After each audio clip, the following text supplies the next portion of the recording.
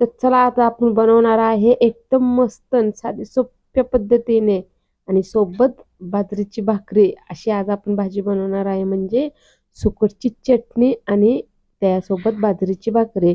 जर तुम्हाला ही रेसिपी पाहिल्यानंतर जर आवडली तर माझ्या समृद्धी चॅनलला लाईक शेअर सबस्क्राईब करा. तर चला आता आपण सुरुवात करणार आहोत. सुरुवातीला मी अर्धा पावशेर सुकट घेतलेले आहे आणि ते स्वच्छ करून घेतलेले आहे.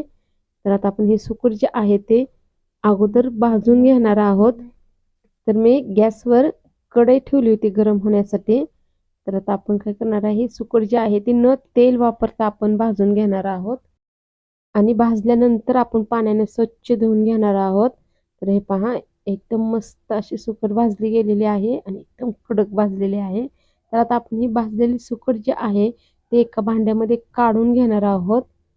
तर हे पहा, मी एका वाटीमध्ये काढून घेतलेले आहे. तर आता ही थोडीशी थंड होईपर्यंत आपण याचा मसाला तयार करणार आहोत. तर चला, त्याच कढईमध्ये मी तेल घेतलेलं आहे. तेल आता थोडंसं जास्त किंवा आवडीनुसार हे घेऊ शकता.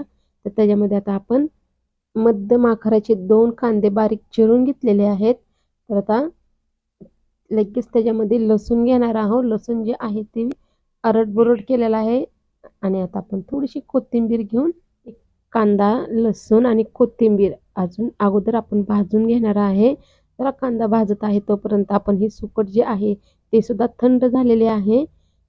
तर आपण पाणी घेणार आहोत. गरम गरम सुकटमध्ये पाणी नाही ओतायचं, थोडंसं थंड होऊ द्यायचं, नंतरच पाण्याचा वापर करायचा.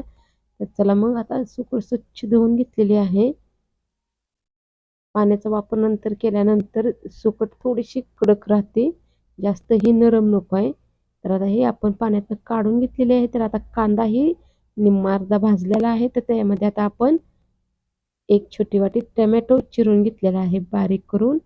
तर आता ते सुद्धा आपण मस्तपैकी भाजून घेतलेलं आहे तेलात. तर आता आपण काय करणार आहे, हे सारण जे आहे ते मस्तपैकी मसाला भाजला गेलेला आहे. तर आता त्याच्यामध्ये आपण थोडीशी हळद वापरणार आहोत. हळद वापरल्यानंतर आता आपण त्याच्यामध्ये गावरान काळं तिखट ते सुद्धा तुमच्या आवडीनुसार तुम्ही घेऊ शकता. तर आता हे मसाला म्हणजे गावरान काळं तिखट आणि हळद ही आपण ह्याच्यामध्ये भाजली गेलेली आहे. तर आता आपण ह्याच्यामध्ये सुकट घेणार आहोत. तर हे पहा, एकदम साधी आणि सोपी झटपट होणारी अशी रेसिपी आहे. तर आता ही मसाल्यामध्ये आपण पूर्णपणे मिक्स करून घेणार आहोत अगोदर. आणि आता आपण घेणार आहे ते म्हणजे चवीनुसार मीठ. मी माझ्या चवीनुसार घेत आहे, तुम्ही तुमच्या चवीनुसार घ्या. तर आता पूर्णपणे हे परतून घेतलेले आहे आणि आपण सुकट जे आहे ते अगोदर भाजून घेतलेले आहे, त्यामुळे जास्त वेळ लागत नाही या भाजीला. चला, मी अजून कोथिंबीर वापरलेली आहे. तर आता एकदम थोडासा खडा मसाला जे आहे ते मी बारीक करून घेतलेले आहे, ते सुद्धा मी एकदम थोडासा वापरलेला आहे. तर आता पूर्ण मसालाही आपण याच्यात मिक्स केलेला आहे. तर हे सुकट जे आहे त्यात आपण थोड्या वेळेसाठी ताट झाकून ठेवणार आहोत. आपल्याला जास्त नाही, थोडीशीच आपण त्या सुकटला वाफ देणार आहोत. पाण्याचा वापर केलेला नाही आणि करायचाही नाही. पाण्याचा वापर न केल्यानंतर ही सुकट जे आहे ते एकदम चविष्ट होते.